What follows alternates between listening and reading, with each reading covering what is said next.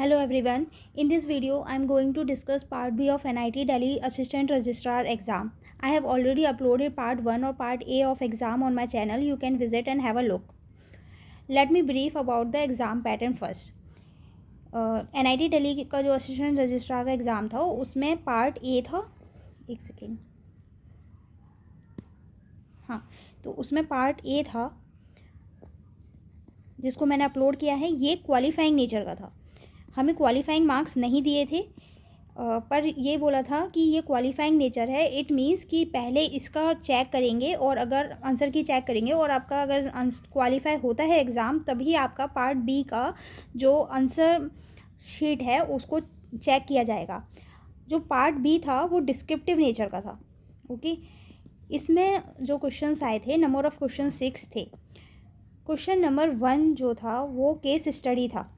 Case study में क्या था, आपको बोला गया था कि आप NIT दिल्ली के जो हैं असिस्टेंट रजिस्ट्रार हैं और NIT दिल्ली में असिस्टेंट रजिस्ट्रार हैं, और इसमें जो हॉस्टल है उसमें जो स्टूडेंट्स हैं वो अल्कोहल कंज्यूम कर रहे हैं, अल्कोहल एंड ड्रग कंज्यूम कर रहे हैं। ये आपको एक केस दिया गया था।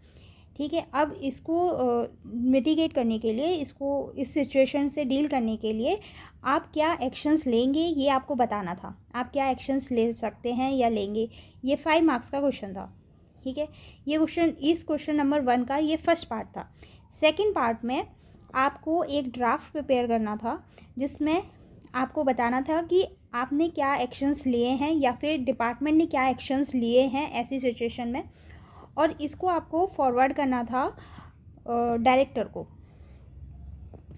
ठीक है, डायरेक्टर को आपको ये फॉरवर्ड करना था। और ये जो क्वेश्चन था ये 10 मार्क्स का था। ये क्वेश्चन नंबर 1 था हमारा। क्वेश्चन नंबर जो 2 था वो भी एक केस स्टडी ही था। इसमें क्या था कि इसमें कोई एक पर्सन है, सपोज़ अजय, ये एक पर्सन है, और इसमें LTC का ये एक केस था। मतलब कि इसने LTC मतलब ये ट्रैवल करने गया है और कोई पर्टिकुलर डेट दे रखी थी, इस डेट से लेकर इस डेट तक वो ट्रैवल किया है और उसने फिर LTC फाइल किया है। ठीक है, फिर इसने LTC जो है फेक क्लेम किया है। कैसे फेक क्लेम किया है, इसने जो टिकट्स है वो कैंसिल कर दी थी। ये ट्रैवल करने के लिए नहीं गया था, टिकट कैंसिल कर दी थी, फिर भी इसने LTC क्लेम किया। तो ये एक केस था। अब आपको बताना था, इसके पार्ट 1 में आपको बताना था कि क्या एक्शंस हैं जो आप ले सकते हैं या फिर इसमें इस केस में बनते हैं जो आप एक्शंस ले सकते हैं, क्या क्या है, मतलब आपको बताना है CCS रूल्स के अकॉर्डिंग। ओके, और फिर ऐसा नहीं लिखा था कि CCS रूल्स के अकॉर्डिंग बताना है, पर ओबियसली हम CCS रूल्स के अकॉर्डिंग ही बताएंगे अगर ये LTC फॉल्स क्लेम करता है तो। सेकंड में आपको एक चार्जशीट जो है वो फाइल करनी थी इस अजय के अगेंस्ट। ठीक है, ये था, ये जो एक्शंस आपको बताने थे ये था 5 मार्क्स का क्वेश्चन, और ये जो चार्जशीट आपको फाइल करनी थी इसमें आपको सब बताना था कि आपने क्या एक्शंस लिया ये सब। तो ये 10 मार्क्स का क्वेश्चन था।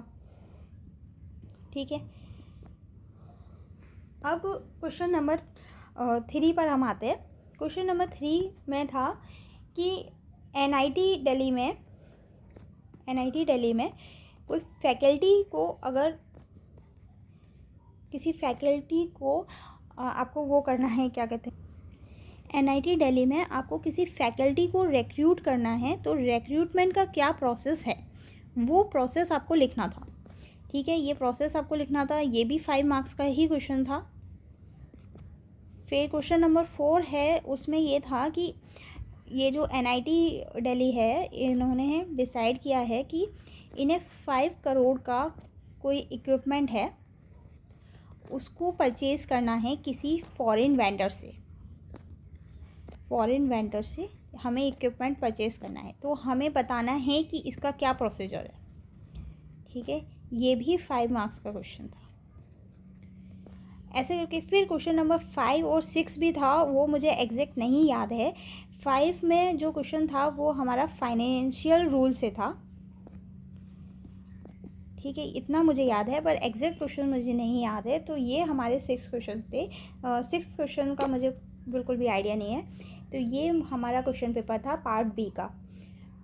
I hope it will help you. Thank you for watching.